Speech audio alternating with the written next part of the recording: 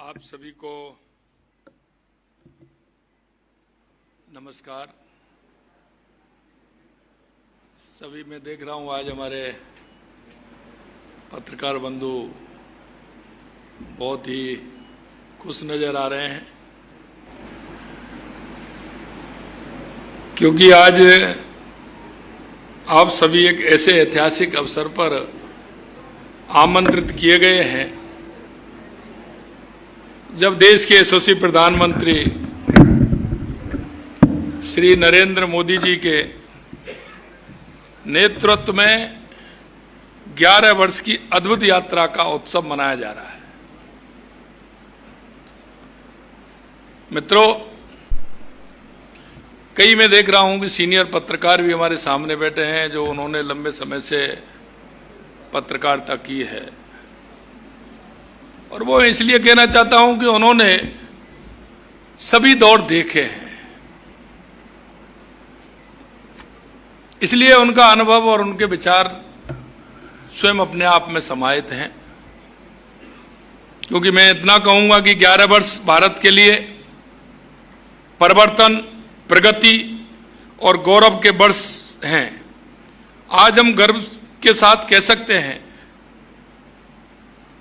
कि भारत यशस्वी प्रधानमंत्री नरेंद्र मोदी जी की दूरदर्शी नेतृत्व में न केवल एक उभरती हुई शक्ति बन रहा है, बल्कि हमारा देश दुनिया की तीसरी बड़ी अर्थव्यवस्था की राह पर तेजी से अग्रसर हो रहा है।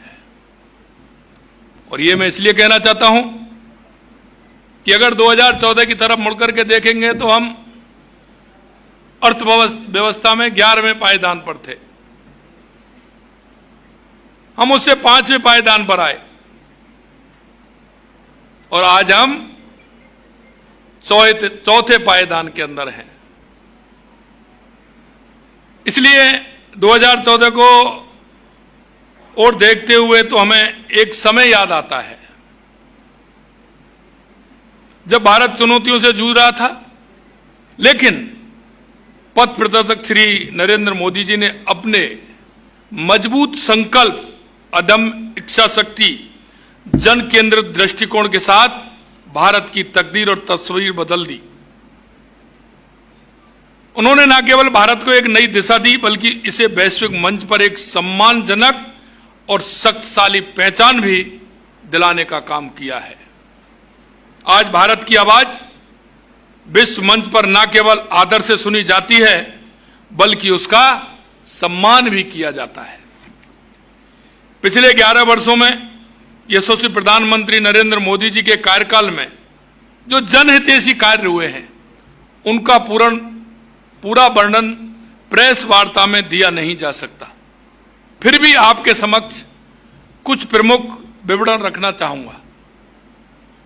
प्रधानमंत्री नरेंद्र मोदी जी ने राष्ट्र के समावेशी विकास पर विशेष जोर दिया, इसलिए उन्होंने ज्ञान यानी गरीब, युवा, अन्नदाता, नारी शक्ति पर ध्यान केंद्रित किया। कमजोर वर्ग के सशक्तिकरण के लिए जो कार्य किए, उनमें पीएम गरीब अन्न कल्याण अन्न योजना के तहत 81 करोड़ लोगों को मुफ्त अनाज वितरित करने का काम किया। 15 करोड़ से अधिक घरों में नल से जल कनेक्शन प्रदान किए गए। प्रधानमंत्री आवास योजना के तहत 4 करोड़ से ज्यादा घरों का निर्माण कराया गया। माता बहनों के लिए यशस्वी प्रधानमंत्री नरेंद्र मोदी जी ने 12 करोड़ शौचालयों का निर्माण कराकर उन्हें सम्मान से जीवन जीने का हक प्रदान करने का काम किया। राष्ट्रीय पिछड़ा वर्ग आयोग को संवैधानिक दर्जा प्रदान किया गया। यह पहली बार है कि केंद्र सरकार में 60% मंत्री SC, ST और OBC वर्ग से आते हैं। 10 करोड़ से ज्यादा महिलाएं स्वयं सहायता समूह से जुड़ी हैं और 3 करोड़ महिलाओं को लखपति दीदी बनाने का संकल्प लिया गया है। आप अगर कहेंगे किसान के लिए वर्ष 2013-14 में तुलना में वर्ष 2025-26 में कृषि बजट में 5 गुना वृद्धि की गई है। प्रधानमंत्री किसान सम्मान निधि के लाभार्थियों को 3,17,000 करोड़ रुपए वितरित किए गए हैं। करीब 25 करोड़ मृदा स्वास्थ्य कार्ड वितरित किए गए हैं। 2021 से 26 के लिए पीएम कृषि सिंचाई योजना के लिए 93,000 करोड़ रुपए आवंटित किए गए हैं। इसी तरह महिलाओं के लिए 4 करोड़ 20 लाख सुकन्या समृद्धि खाते खोले गए। पीएम मातृ वंदना योजना के तहत लगभग 4 करोड़ गर्भवती महिलाओं और स्तनपान कराने वाली माताओं को 18,000 करोड़ से अधिक की राशि वितरित की गई। सवेतन मातृत्व अवकाश 12 सप्ताह से बढ़ाकर के 26 सप्ताह किया गया। उज्ज्वला योजना के माध्यम से 10 करोड़ 33 लाख से धुआं मुक्त रसोई बनाई गई। लगभग 2 करोड़ 75 लाख पीएम आवास ग्रामीण लाभार्थियों को 73% महिलाएं उसमें आई हैं। 3 दशक से अधिक समय बाद राष्ट्रीय शिक्षा नीति लागू की गई। ये युवाओं के लिए बता रहा हूं। 2014 से पहले देश में केवल 13 आईआईएम थे, अब 21 आईआईएम हो चुके हैं। 1,60,000 से अधिक मान्यता प्राप्त स्टार्टअप 17,06,000 से अधिक नौकरियां प्रदान कर रहे हैं। वर्ष 2014 से पहले देश में केवल 16 आईआईटी थे, अब देश में यह संख्या 26 हो गई। अब इनमें 6,500 सीटें और जोड़ी जा रही हैं। मेडिकल कॉलेज की संख्या 2045 तक पहुंच गई, जिनमें 780 एलोपैथी, 323 डेंटल, 942 आयुष संस्थान शामिल हैं। 500 से अधिक नए विश्वविद्यालय स्थापित किए गए हैं। देश की जनता को बेहतर स्वास्थ्य सुविधा देने के लिए 2014 से पहले देश में एम्स की संख्या 7 थी, जो आज 3 गुना बढ़कर के 23 हो गई है। 2014 से अब तक एमबीबीएस सीटें बढ़कर 1,18,000 हुई हैं। 74,000 पीजी सीटें जुड़ी हैं। ये चिकित्सा शिक्षा क्षेत्र में ऐतिहासिक वृद्धि है। 220 करोड़ से अधिक कोविड वैक्सीन डोज दिए गए। हम सबका को इस बात का गर्व है कि उरी हो या पुलवामा हो, आतंकवादी हमले के बाद मोदी सरकार की दृढ़ इच्छा शक्ति के साथ दुश्मनों को, आतंकी ठिकानों को तबाह किया गया। अभी हाल में पहलगांव में हुए कायरना हमले के बाद यशस्वी प्रधानमंत्री नरेंद्र मोदी जी के साहसी निर्णय से भारतीय सेनाओं ने ऑपरेशन सिंदूर चलाकर सीमा पार के आतंकी ठिकानों को नष्ट कर 150 से अधिक आतंकवादियों को मार गिराकर एक नए भारत की शक्ति को प्रदर्शित किया, जो मोदी सरकार की आतंकवाद पर जीरो टॉलरेंस की नीति को दर्शाता है। आज देश में मेक इन इंडिया के तहत स्वदेशी हथियार निर्मित किए जा रहे हैं। ब्रह्मोस, आकाश जैसी मिसाइलें, sniper rifles, bullet proof jacket जैसे रक्षा उपकरणों का निर्माण करने से रक्षा क्षेत्र में आत्मनिर्भरता बढ़ी है। रक्षा निर्यात में 2014 से 34 गुना बढ़ोतरी हुई है। अगर हम 11 साल पहले भारत की अर्थव्यवस्था दुनिया में, मैंने जैसा बताया, 11वें नंबर पर थी, जो मोदी जी के कुशल आर्थिक प्रबंधन से आज दुनिया में 4थे स्थान पर आ गई है। केंद्र सरकार द्वारा जन कल्याण योजनाओं को अंतिम व्यक्ति तक पहुंच सुनिश्चित की गई। परिणाम स्वरूप 25 करोड़ से अधिक लोगों गरीबी रेखा से बाहर निकले हैं। दुनिया भर में इस बात को लेकर सहमति है कि भारत विश्व की सबसे तेज गति से बढ़ने वाली प्रमुख अर्थव्यवस्था बनी रहेगी। 400 विश्व स्तरीय वंदे भारत ट्रेनों का निर्माण किया जा रहा है। अब तक 136 वंदे भारत ट्रेन सेवाएं चालू हैं। 2025 में हाईवे निर्माण की गति 34 किलोमीटर प्रतिदिन तक पहुंच गई। मेट्रो की लंबाई 2014 में मात्र 248 किलोमीटर से बढ़कर के 2025 में 1013 किलोमीटर हो गई। देश में 2014 से पहले 74 हवाई अड्डे थे, अब बढ़कर कुल 160 हवाई अड्डे हो गए। 2014 से अब तक 3.96 लाख किलोमीटर ग्रामीण सड़कें बनाई गई। और आपने देखा होगा, विकास और विरासत साथ साथ रहने चाहिए।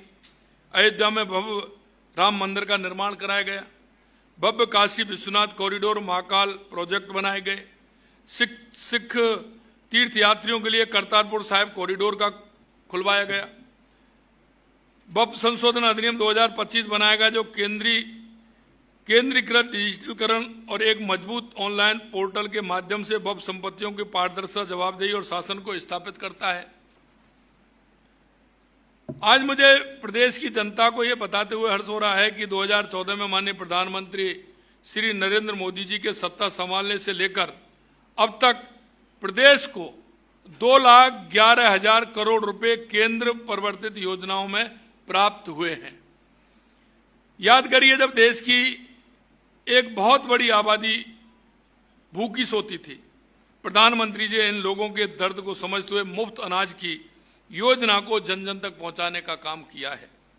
राज्य के 4.5 करोड़ लोगों को पीएम गरीब कल्याण अन्न योजना में मुफ्त अनाज प्रदान किया जा रहा है।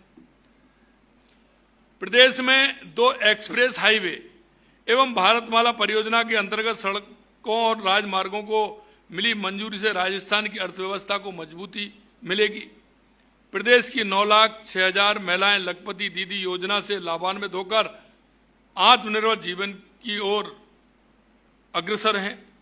इसके साथ ही प्रदेश के लगभग 23 लाख लोगों के पीएम आवास योजना के तहत पक्के मकान का सपना पूरा हुआ है।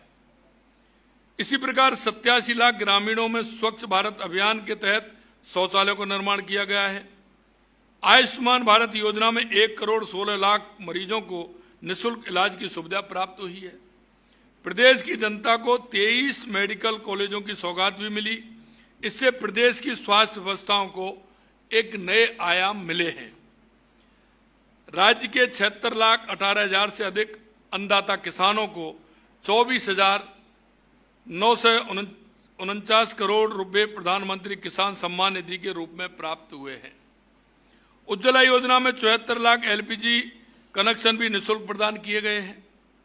प्रधानमंत्री मातृवंदना योजना के अंतर्गत 5,000 रुपए प्रति महिला के हिसाब से 29 लाख महिलाओं को प्रदान किए गए, जो हमारे प्रधानमंत्री जी का महिलाओं के प्रति सम्मान को दर्शाता है।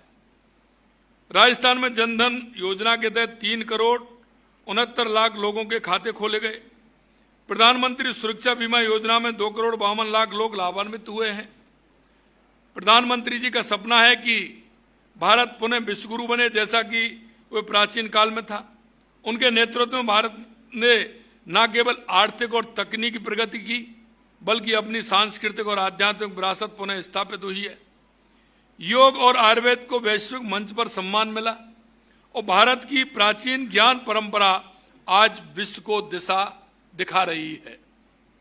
आज भारत एक ऐसी शक्ति है जो न केवल अपनी सीमाओं को सुरक्षित रखता है, बल्कि वैश्विक शांति और सहयोग के लिए भी काम करता है।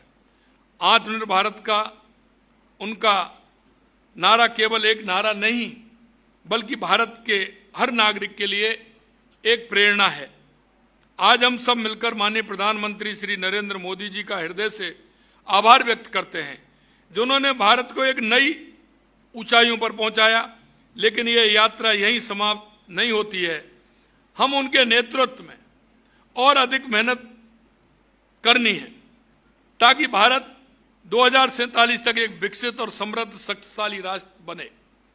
आप सभी का बड़ी संख्या में यहां आने पर बहुत बहुत धन्यवाद। निश्चित रूप से केंद्र सरकार की जन कल्याणकारी योजनाओं को आम जन तक पहुंचाने में हम सबका ये प्रयास यथावत रहेगा। और आपके माध्यम से मैं इतना भी कहना चाहता हूं मित्रों, लगातार मीडिया का जो सहयोग मिल रहा है, क्योंकि देश की बदलती हुई स्थिति 2011 के बाद आम जन को यह परिवर्तन महसूस होने लगा है। और मैं इसके लिए आप सभी को भी धन्यवाद देना चाहता हूं कि आप भी उसके माध्यम बने हैं। आप भी उन जन कल्याणकारी योजनाओं को देश में जो दुनिया में भारत का जो सम्मान बढ़ा है उसके लिए, अर्थव्यवस्था में जो मजबूत हुए उसके लिए आपका भी उसमें बहुत बड़ा योगदान है। इसके लिए भी मैं आपको भी बहुत बहुत धन्यवाद देता हूं, साधुवाद देता हूं, क्योंकि अगर हमारा राष्ट्र मजबूत होगा तो हम सभी मजबूत होंगे। और देश के यशस्वी प्रधानमंत्री नरेंद्र मोदी जी के नेतृत्व में एक विकसित भारत की, दुनिया में एक भारत को जिस नजरिए से और जिस सम्मान के साथ आज देखा जाता है, उसका बढ़ता हुआ सम्मान आपके माध्यम से और बढ़ेगा। इतना ही मैं कहना चाहता हूं कि हमारा भारत दुनिया में बढ़ता हुआ भारत और एक शक्तिशाली भारत, एक विकसित भारत के रूप में निकल करके आएगा। इस आशा और उम्मीद के साथ पुनः आप सभी का धन्यवाद, आपके सहयोग के लिए बहुत बहुत धन्यवाद। जय हिंद, जय भारत, जय राजस्थान। धन्यवाद माननीय मुख्यमंत्री जी। निश्चित रूप से आपने एक बात सही कही है कि केंद्र सरकार के कामों को इस प्रेस वार्ता में संक्षेप में करना बहुत मुश्किल है, लेकिन निश्चित रूप से गागर में सागर भरने की कहावत को आपने चरितार्थ किया है और संक्षेप में आपने केंद्र सरकार की उपलब्धियों को इस तरीके से रखा है कि आपके सामने विराजे हुए ये अति सम्मानित बुद्धिमान वर्ग माननीय पत्रकार बंधु, आपने एक कहा ये 10 समझेंगे और निश्चित रूप से केंद्र सरकार के 11 साल बेमिसाल के बारे में जानकारी पूरे प्रदेश के अंदर फैलाएंगे। धन्यवाद। जय हिंद, जय भारत। मैं माननीय पत्रकार बंधु